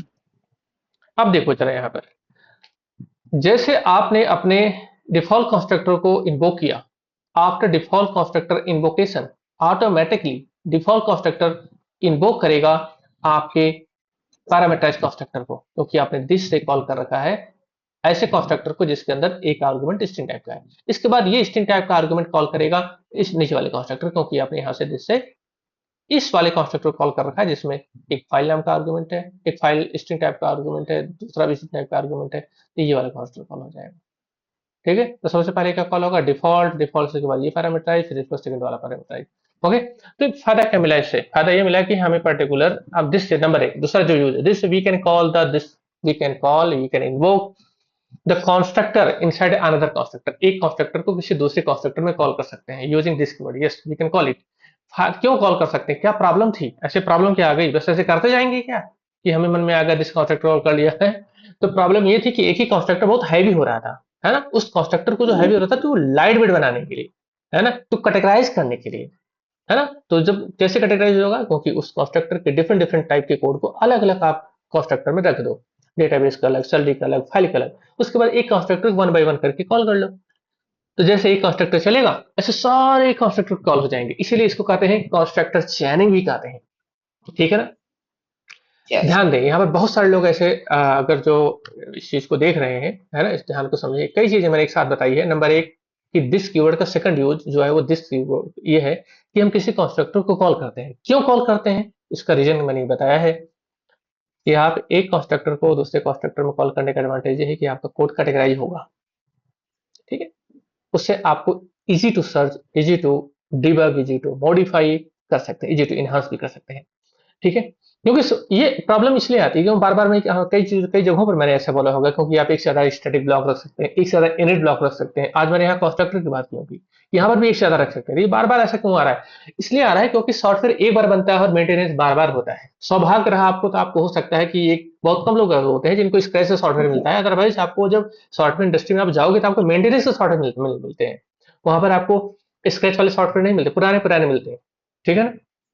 इसलिए हमें सॉफ्टवेयर जब बनाया जाता है उस समय इस चीजों को बहुत ध्यान दिया जाता है ना, कि ऐसा ना हो कि एक ही कंस्ट्रक्टर में हर एक सारे हर पूरा इनिशियलाइजेशन एक ही कंस्ट्रक्टर में डाल दिया गया हो। इसलिए कोड जब किया जाता है, कोड करने के बाद वहां पर नेक्स्ट जो आपके सीनियर्स होते हैं वो उसको रिव्यू करते हैं, ठीक है। अब जैसे मैं हूं, तो मेरे पास मेरे जूनियर जो काम करते हैं, तो उनको वो मेरे पास आता है, मैं उसको चेक करता हूँ कि एक्चुअली ऐसा तो नहीं है कि सारा कोड एक ही कॉन्ट्रैक्टर में रख दिया, या उसने बिना सारी चीज को बिना कॉन्स्ट्रक्टर की इनिशियलाइज कर लिया, ठीक है।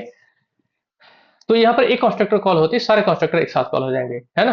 तो इससे ये फायदा होगा कि हमारा जो कॉन्स्ट्रक्टर है भी लाइट वेट हो गया, कैटेगराइजेशन हो गया, और easy to enhance, easy to modify, easy to debug, easy to search भी हो जाता है। ओके। और इसी को हम कहते हैं कंस्ट्रक्टर चैनिंग। काफी काफी लोग काफी ये भी पूछते हैं what the need of constructor चैनिंग actually, यही कंस्ट्रक्टर चैनिंग की जरूरत ये है, नीड है। एक कंस्ट्रक्टर कॉल के सारे कंस्ट्रक्टर कॉल हो गए, सारे कॉल हो गए। Okay, this is constructor चैनिंग। Okay perfect. कुछ आई मेरी बात समझ में? Yes, sir. Okay perfect. System dot out मैं थोड़ा सा प्रिंट कर देता हूँ, नहीं तो यहाँ प्रिंट नहीं होगा कुछ। System dot out dot println, और इसके अंदर आपको प्रिंट कर देता हूँ डिफॉल्ट कंस्ट्रक्टर। यहाँ पर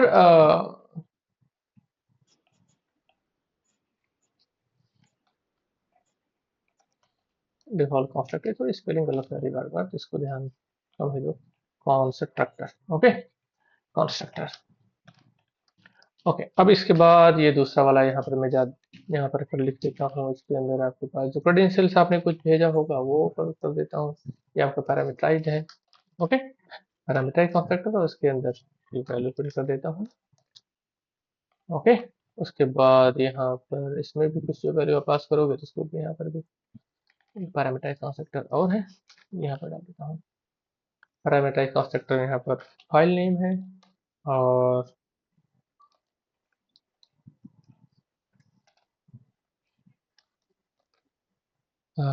पाथ है। ओके चलो, अब देखो, अब मैं इसको अगर एग्जीक्यूट करूंगा इस प्रोग्राम को, फिर मैं यहाँ पर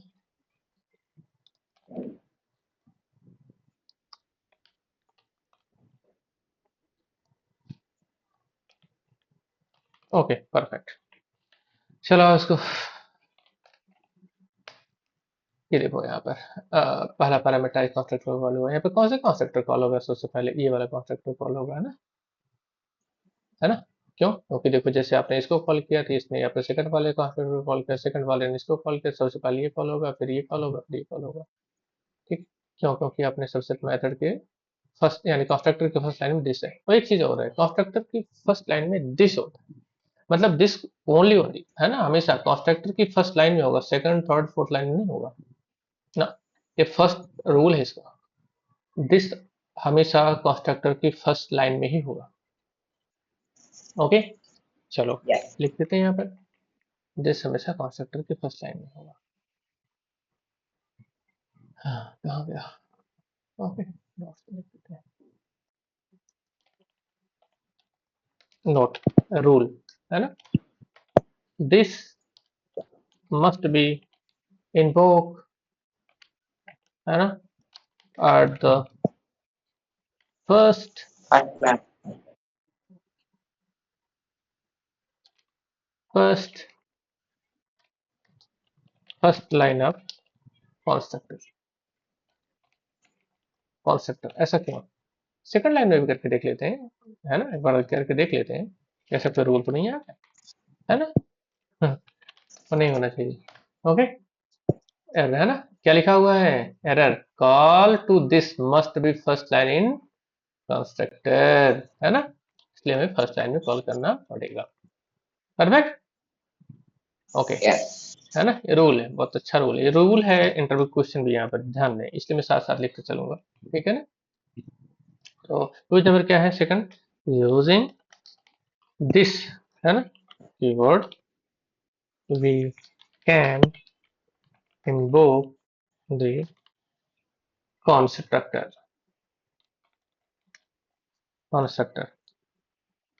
into another constructor। हाँ, कंस्ट्रक्टर को कंस्ट्रक्टर में ही कॉल कर सकते हैं, किसी मेथड में कॉल नहीं कर सकते, है ना? कंस्ट्रक्टर कंस्ट्रक्टर के अंदर ही कॉल होगा। जैसे इसका मन हुआ नहीं भाई दिस आ गया, इसको मेथड के अंदर कॉल कर ले, नहीं पॉसिबल नहीं है।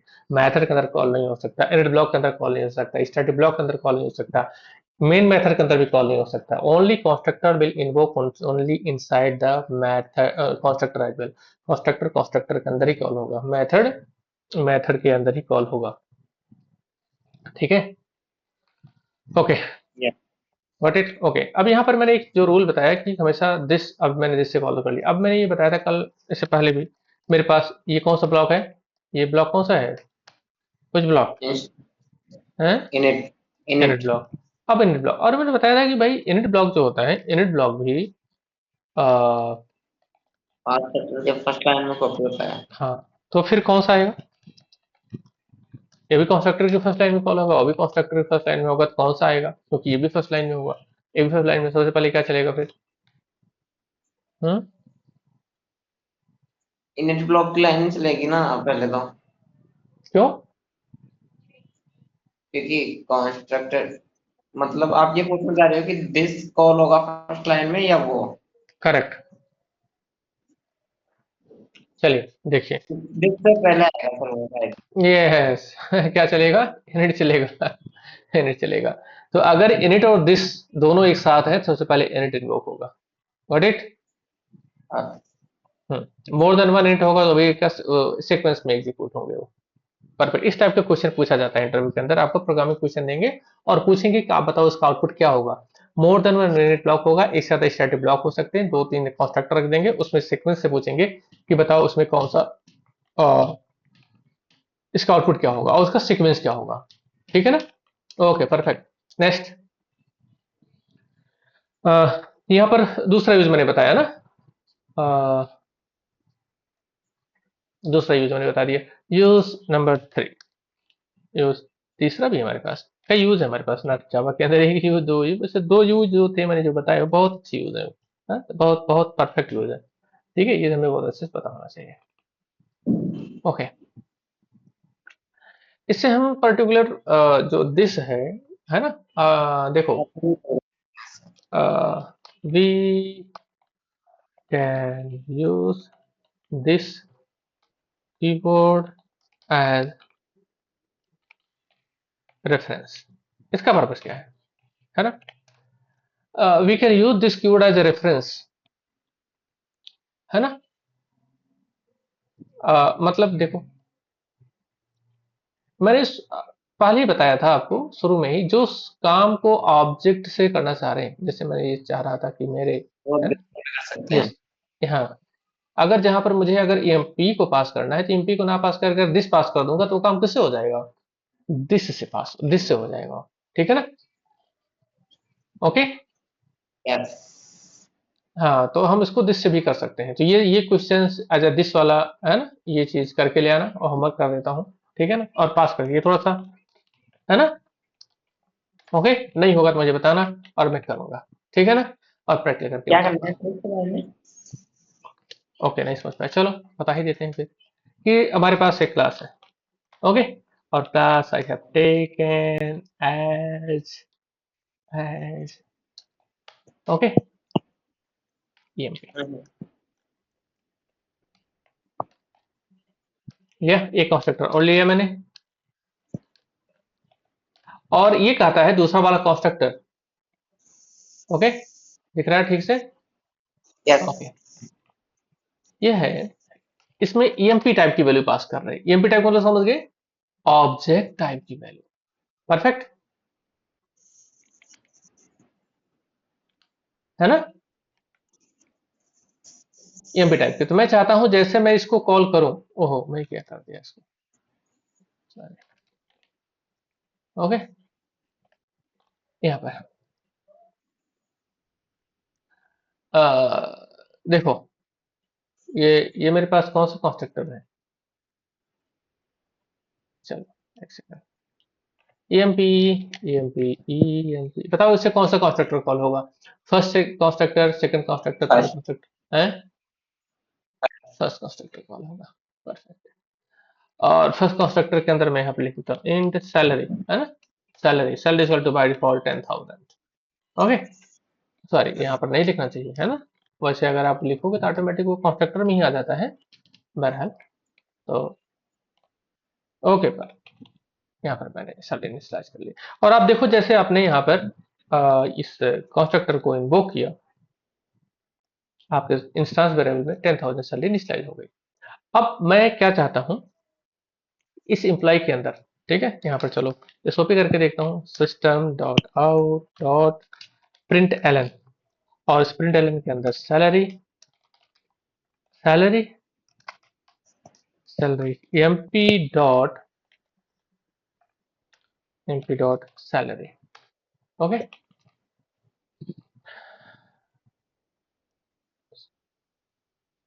कॉपी करते हैं इसको, या ओके देखो, तो जो अब ये तो कॉन्स्ट्रक्टर चलेगा नहीं, ठीक है, यही चलेगा, ठीक है। इसमें 10,000 हमने चल इनिशियलाइज की थी, अब प्रिंट करके देखते हैं कितना प्रिंट होगा इसमें वैल्यू। ओके, क्या प्रिंट हुआ 10,000। ओके, तो मैं चाहता हूं जो इस ऑब्जेक्ट के अंदर वैल्यू है यानी कि 10,000, यही सेम का सेम सेम वैल्यू ये इस वाले ऑब्जेक्ट दूसरे ऑब्जेक्ट में कॉपी हो जाए। मतलब जो मैंने एक ऑब्जेक्ट और बना रहा हूं, एमपी न्यू ईएमपी, ओके, और इस एमपी से इसका रेफरेंस होल्ड किया दूसरे वाले ऑब्जेक्ट के अंदर EMP2 के अंदर, सेम का सेम मैं इसके अंदर कॉपी करना चाहता हूँ, यानी कि इसकी वैल्यू, इस ऑब्जेक्ट की वैल्यू, सेम वैल्यू मैं इस वाले ऑब्जेक्ट के अंदर यहाँ पर पास करना चाहता हूँ, ठीक है ना, मतलब कॉपी करना चाहता हूँ इसके अंदर, ये सेम वैल्यू इसके अंदर कॉपी हो जाए, मतलब सेम की सेम वैल्यू यहाँ पर आ जाए मेरे पास इसके अंदर। इज इट पॉसिबल और not? Yes it is possible. कैसे? मैंने एक कॉन्स्ट्रक्टर बना रखा है देखो यहाँ पर, और ये कह रहा है मुझे ऑब्जेक्ट टाइप की वैल्यू चाहिए, ठीक है ना। तो अभी मैंने यहाँ पर ऑब्जेक्ट टाइप की वैल्यू यहाँ पर अभी तो देखो यहाँ पर मैं ऑब्जेक्ट ही पास कर रहा हूँ, दिस तो आया नहीं, ठीक है ना, अभी बताता हूँ दिस, ठीक है। तो मैंने यहाँ पर एमपी पास कर, ये पैरामीटराइज कॉन्स्ट्रक्टर वो हो गया, अपने कॉपी कॉन्स्ट्रक्टर हो गया है। ओके, तो पहले यहाँ पर ऐसे बताएंगे, फिर बाद में आपको दिस के थ्रू बताऊंगा मैं। तो मैंने इस क्लास के ऑब्जेक्ट का रेफरेंस अपने इस कंस्ट्रक्टर के अंदर यहाँ देखो पास कर दिया। अगर ये पास कर दिया तो अब ये सेम वैल्यू हमारे पास यहाँ पर आ जाएगी, ये देखो आएगी नहीं आएगी, आ सकती है, Yeah. ओके। चलो, तो हमने क्या किया, ई डॉट सैलरी, है ना, सैलरी इक्वल टू, ध्यान देना ये कौन से ऑब्जेक्ट, मतलब पहले वाले ऑब्जेक्ट की सैलरी की बात हो रही है, दूसरे इसका मतलब अब इसको सेम वेरिएबल, देखो यही वेरिएबल वाली वैल्यू इसके अंदर समझे, इसे कॉपी कंस्ट्रक्टर कहते हैं, दूसरे वाले EMP2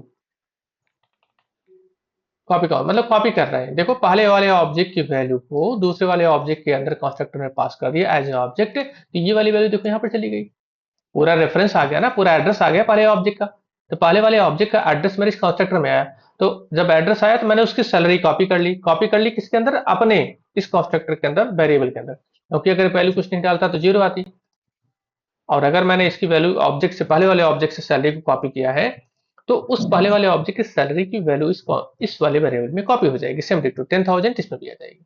तो अगर मैं प्रिंट करूंगा तो कितना प्रिंट होगा, कितनी वैल्यू प्रिंट होगी, सेम 10,000, 10,000 आया। पहली बात इसको कहते हैं कॉपी कंस्ट्रक्टर, लेकिन इसको करना है मुझे दिस से, how we can we do it, okay. तो मैंने ऑब्जेक्ट से कर दिया, यहाँ पर अब ये मैंने पास किया क्या, EMP, मुझे पास करना है दिस, यहाँ दिस तो आ नहीं सकता, मैंने अभी थोड़ी देर पहले बताया था, दिस हमेशा कंस्ट्रक्टर फर्स्ट लाइन में होगा, दिस हमेशा इंस्टांस मेथड जो होते हैं उनके अंदर अवेलेबल होगा, कंस्ट्रक्टर के अंदर अवेलेबल होगा, पर दिस कभी भी स्टैटिक के अंदर अवेलेबल नहीं होगा। अगर मैं यहाँ दिस पास करूंगा तो एरर आ जाएगी, देखो सर यहाँ पास कर दो, है ना, चलाओ देखो चलता नहीं चलता, है ना,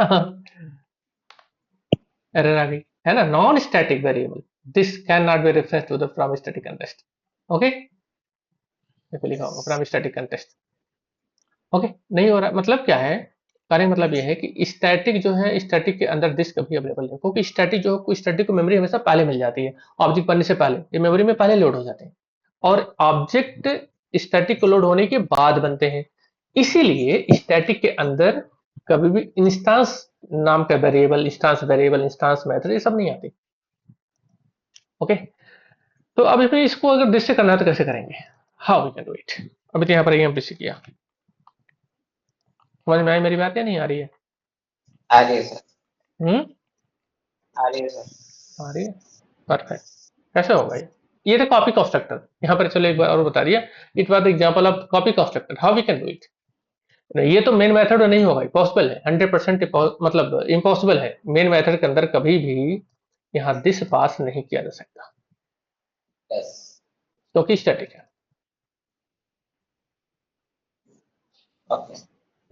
कैसे होगा फिर, how we can pass the reference from one object to another object to copy the value, है ना, इस ऑब्जेक्ट की वैल्यू को दूसरे ऑब्जेक्ट में कॉपी करना चाहते हैं, how we can do it. यहीं पे सब डिस्पाच कर दे ईएमपी कहाँ पे? कंस्ट्रक्टर में। कैसे? पता नहीं सर कैसे पास करेंगे दिस। ओके चलो करके दिखाते हैं। ओके एग्जाम्पल लेते हैं यहाँ पर, है ना। इसको मैं यहाँ पर एक कंट्रोल है, कंट्रोल से इसको नोट्स में रख देता हूँ, ठीक है ना। एक तो मैंने यहाँ पर बताता हूँ, मेथड के अंदर मैंने बता दिया था वैसे आपको। हम्म, ये क्या था? ओके अब इसको यहाँ पर देखते हैं। चलो void so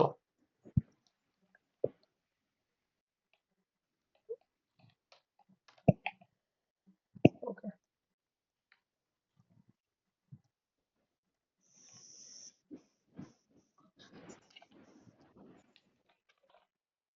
गेट ऑब्जेक्ट, है ना। मैंने यहाँ पर गेट वैल्यू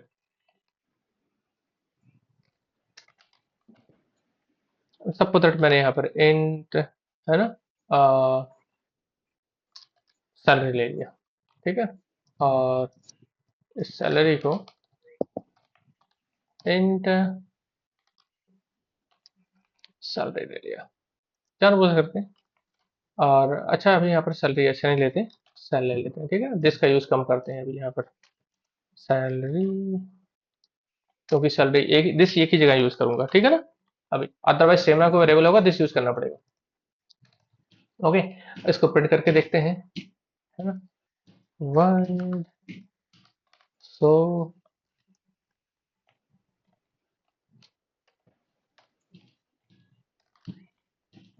सिस्टम डॉट प्रिंटल।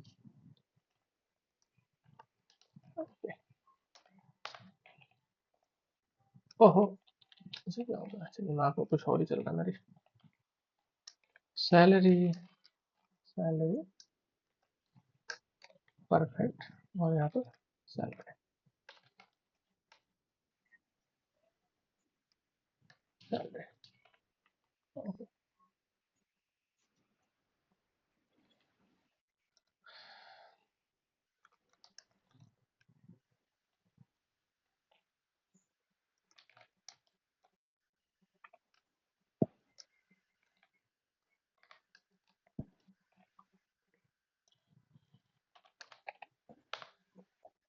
असल यहाँ पे जीरो आई, क्योंकि मैंने यहाँ पर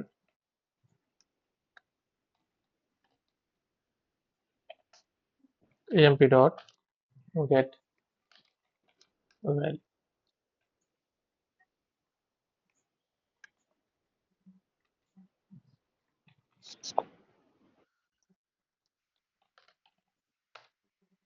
ओके 10,000 यहाँ पर प्रिंट हो गया, ठीक है। First object. अब मैं एक ऑब्जेक्ट और बनाना चाहता हूँ, ठीक है ना।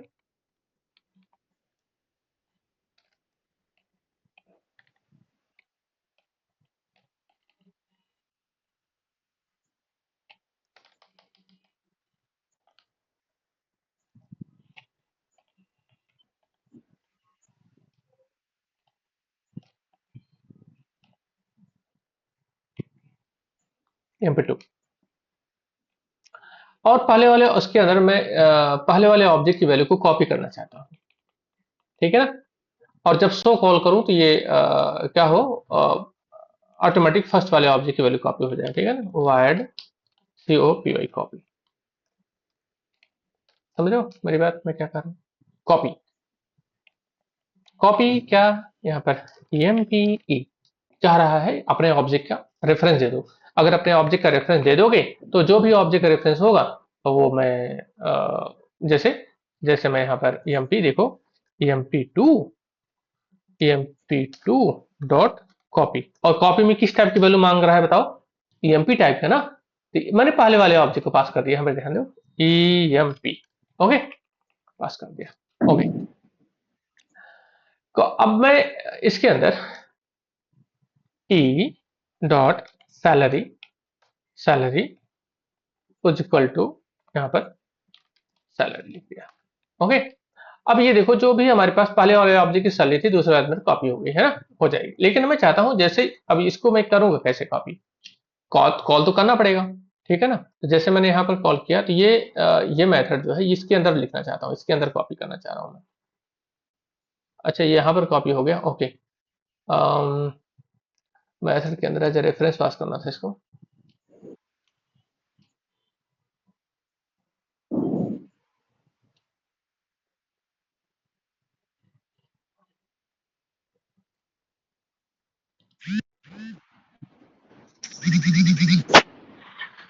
कॉपी, यहाँ पर पहले वाले ऑब्जेक्ट का रेफरेंस दिस, ओके परफेक्ट। यहाँ पर मैं कॉल करके यहाँ पर कॉल कॉल कर दिया, लो हो गया, ओके। मैंने क्या किया देखो जरा, अब यहाँ नहीं कॉल किया मैंने यहाँ पर कॉल किया। यहाँ पर कॉपी के अंदर, कॉपी में क्या किया, अपने करंट क्लास के ऑब्जेक्ट का रेफरेंस है ना, जो पहले मेरे पास ऑब्जेक्ट था उसके अंदर से मैंने सैलरी निकाली और फिर मैंने इसके अंदर सैलरी कॉपी कर दी। अब देखो आपकी जरा, आवाज बहुत बहुत धीरे आ रही है सर, आपकी आवाज। आवाज धीरे आ रही, ओके। अब आ रही सही? नहीं सर, अभी काफी धीरे आ रही है, जैसे माइक से काफी दूर हो। ओहो, मैं तो पास में हूँ।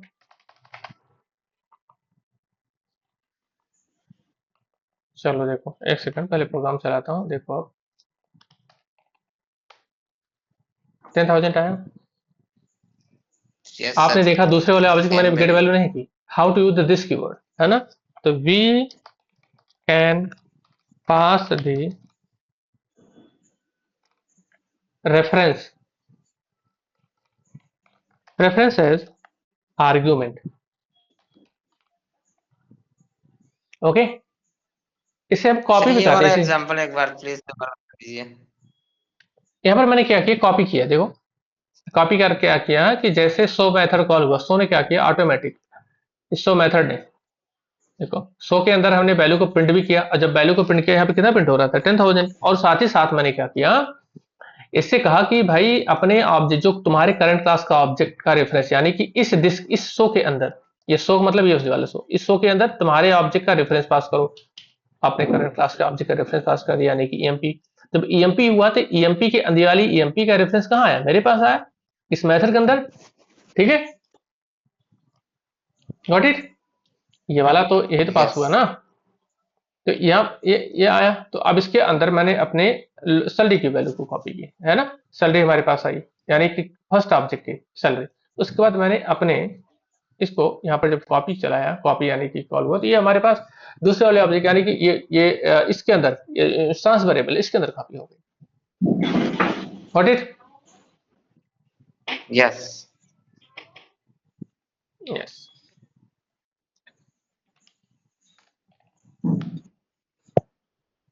ओके। This is second